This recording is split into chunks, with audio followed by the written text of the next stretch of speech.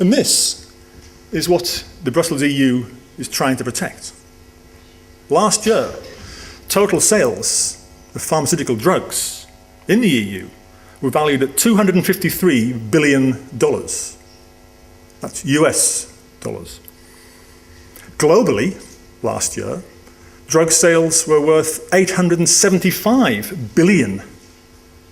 Not million, billion dollars. By 2015, forecasts suggest that total drug sales will have reached $1,100 billion. That's $1.1 trillion, in fact. An astonishing, truly astonishing amount of money. But this, of course, forces us to ask a question.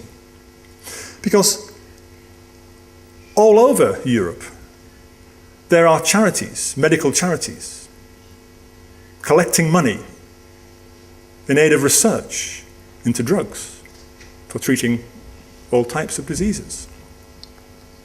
So we have to ask ourselves, don't we? Why on earth does the pharmaceutical industry need our money when it has an income, an annual income approaching $1 trillion a year? I would also like to say something about GMOs, not just because this is an important issue, but because there is a relationship between the companies producing GMOs and the pharmaceutical industry. First, let's look at the facts. The facts are that the Brussels EU is suppressing information on GMOs.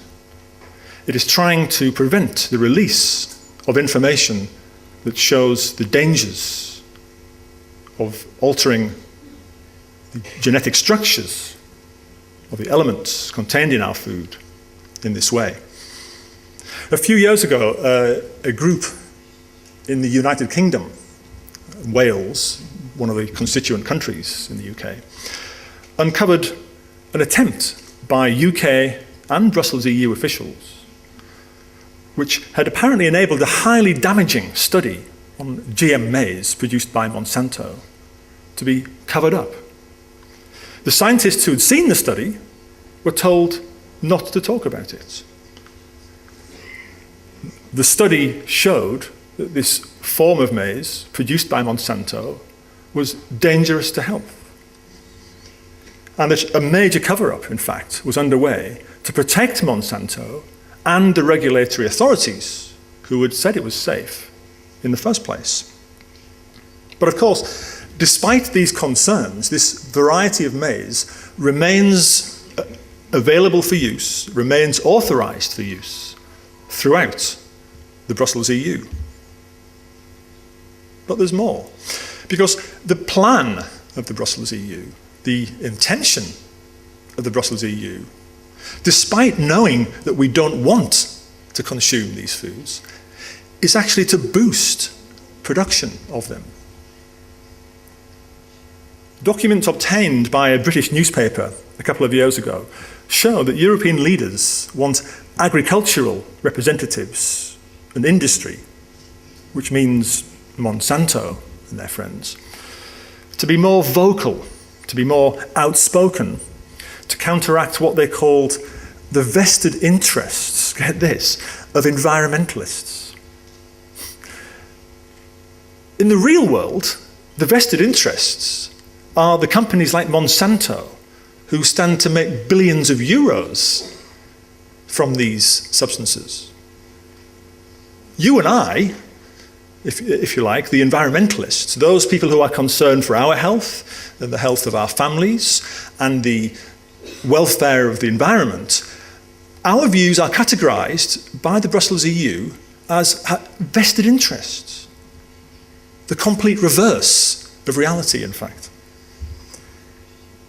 And what brings the issue of drugs and GMOs together is the issue of patents. Patents, as we shall see, are the key tools to control the world. Because patents on products, patents on pharma drugs and GMO seeds produce hundreds of billions of euros every year. But natural substances, vitamins, organic food, cannot be patented. You couldn't say, for example, that you invented vitamin C. It exists in nature. Pharmaceutical chemicals, of course, can be patented. They don't exist in nature and they are synthesized in laboratories. So, because of this possibility to patent substances and control markets, what you find is that many of the companies who are involved in pharmaceutical production are also involved in the production of GMOs.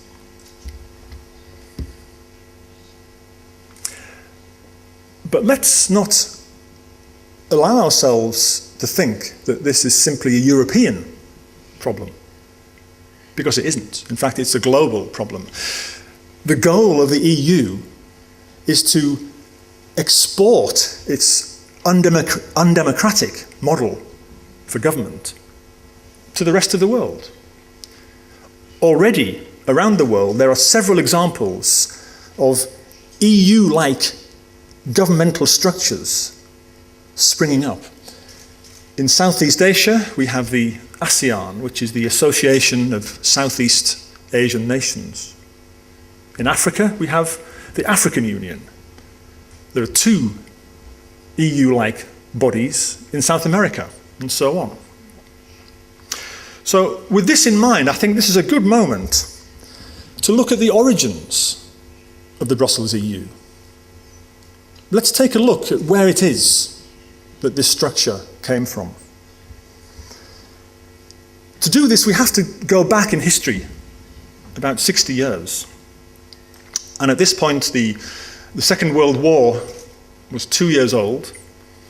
But the Nazi regime was maintaining official institutes, but with one purpose only: to prepare the future economic and political shape of the world for a Nazi IG Farben victory in World War II. IG Farben, I'll say a little bit more about those in a few moments, but IG Farben was the pharmaceutical and chemical cartel that financed the rise of the Nazis and that was deeply involved in the perpetration of World War II. But one of the institutes that the Nazis were maintaining was something called the Central Research Institute for National Economic Order and Greater Sphere Economy. And this was based in Dresden, in Germany. And the head of this office was this man here, Arno Scholter. In 1941, Scholter published the Nazi IG Farben cartel plans for a post-World War II Europe in a book. You can see it there. This book translates as the Greater Sphere Cartel, an instrument of industrial market order in a new Europe. And the significance of this book cannot be underestimated, because the parallels that it contains between the Nazis' plans for post-World War II Europe and what we have today, the Brussels EU, are absolutely astonishing. 3 examples. The European Commission is described in Scholter's book. The concept of an unelected executive body at the head of Europe.